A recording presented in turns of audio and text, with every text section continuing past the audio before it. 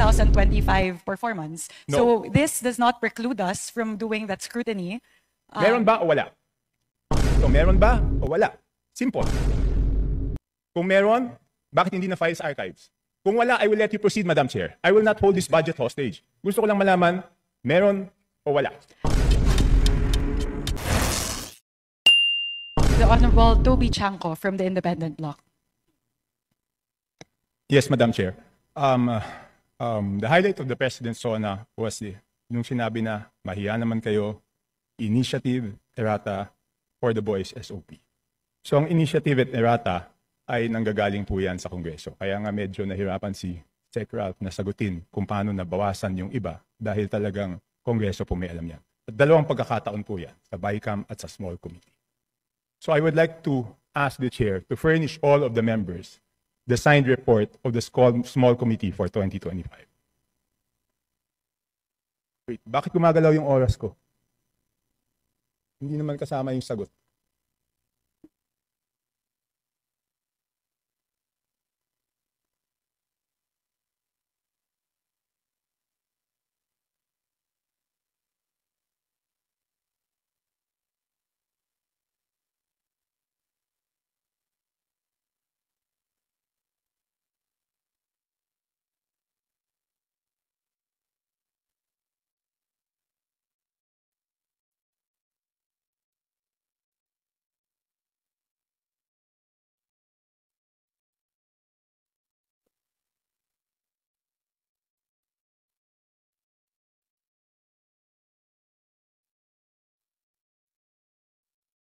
Thank you very much, Representative Chanco. The request will be put under consideration and we will let you know if it's possible to... No. Madam Chair, why should it be put under consideration? This is of public record. This is in accordance with our rules. That all committee reports must be given to all members. And that shouldn't be taken against my time because you're telling me that, teka, balik natin yung oras ko kasi sinasabi nila that will be taken into consideration. It should not be taken into consideration. Madam Chair, allow me to read this, no? Declaration of Principles and Policies. Section number 2 of our rules. Public office is a public trust. The House of Representatives and every member thereof are accountable to the people at all times. I will not read the ending portion. Number 3, efficient and effective access to and dissemination of appropriate and accurate information are imperative in lawmaking. So why should it be taken into consideration, Madam Chair? This representation was not the appropriations chair at the time. So the person who's covering the jurisdiction of that particular document, that is a document within the purview of the 19th Congress. Given that we've now crossed over to the 20th Congress, we would need to consider that request. Madam Chair, that's not acceptable. This is public records. Pareho pa naman yung COMSEC natin. At yan dapat linalagay sa archives. Do I have to read the rules again regarding archives of all documents? So may ang daming violation, Madam Chair. Walang record, hindi binigay. Ngayon, it's not readily available. Walang record sa archives. Ano to, sikreto? Again, this representation was not the appropriations chair. Let's ask the committee secretary, where are the signed records of the 2025 small committee report?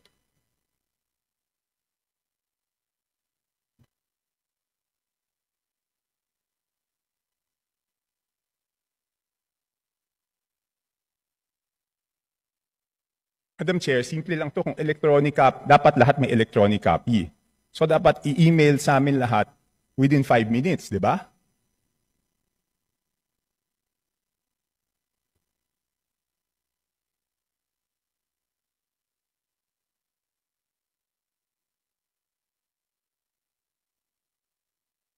Meeting suspended.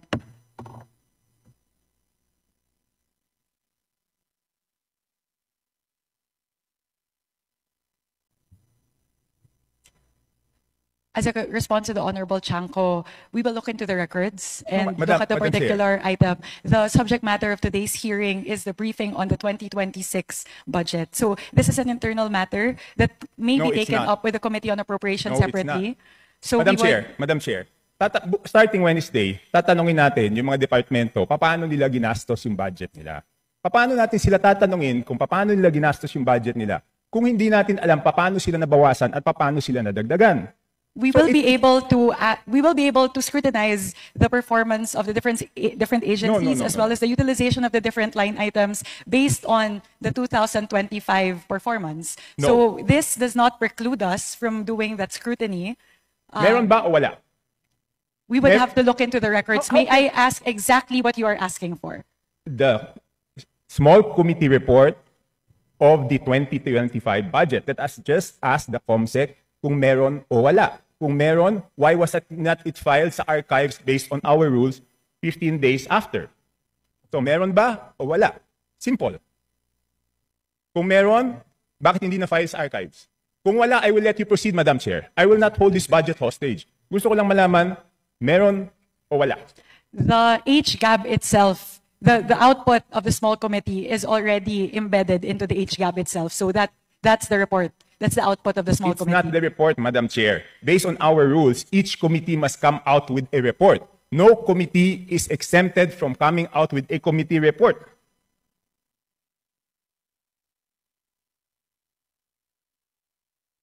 Please check Section 39 of Rule 9 of our rules.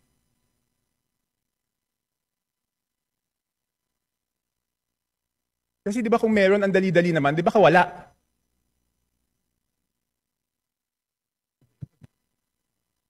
So the small committee is subsumed within the Committee on Appropriations, and it is the Committee on Appropriations who's required to submit the committee report. In this case, the report and the output of the Committee on Appropriations is the HGAB. No, it's not.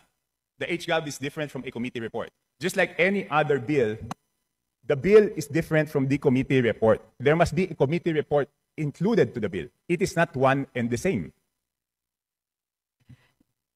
At the point of after the committee hearings are done, the Committee on Appropriations comes out with a committee report, and then it moves to plenary, at which point we approve it, and the small committee works. So now the output of the Committee on Appropriations, once that is elevated to the plenary, is the HGAB. No. So there's no other committee report that needs to be furnished by the Committee on Appropriations apart from the HGAB It itself. is not exempted from our rules, Madam Chair. Maliwanag, Section 39. Gusto nyo basahin nyo? Okay. I will ask the committee secretariat. How many meetings were held? There were 2 meetings. 2 meetings. Did you follow, nasaan yung minutes ng meeting?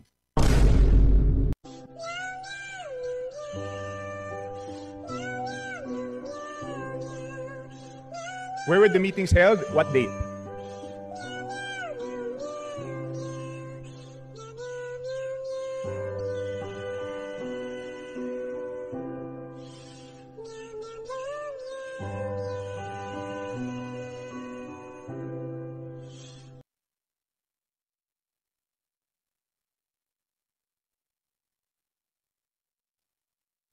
Madam Chair, I can read Section 39 of our rules to make it clear that the committee report is different from the HGAB, but I don't want it to take up my time.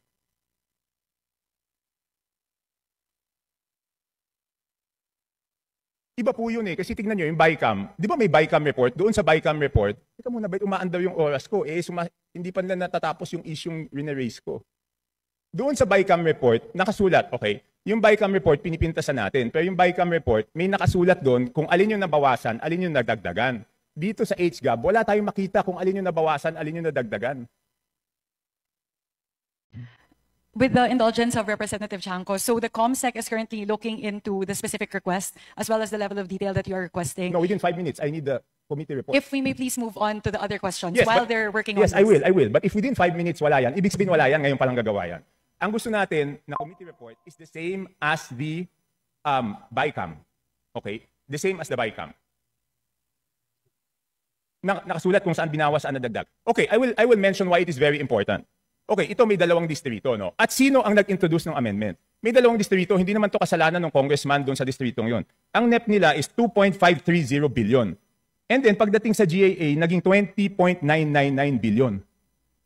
Isa pa, 1.508583 billion sa NEP. Pagdating sa GAA, 20 billion 795.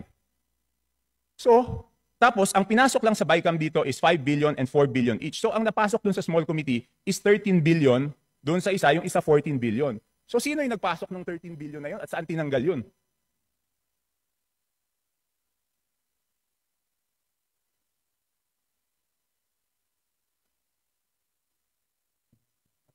So again, the small committee is subsumed within the Committee on Appropriations, and it is not required to render a No, no, no, separate no, committee I mean- report. The rule that you are citing, Honorable Chanco, pertain to standing committees. And the mother committee in this case of the small committee is the Committee on Appropriations. Yes, but did we exempt the Committee on Appropriations not to submit a committee report? No.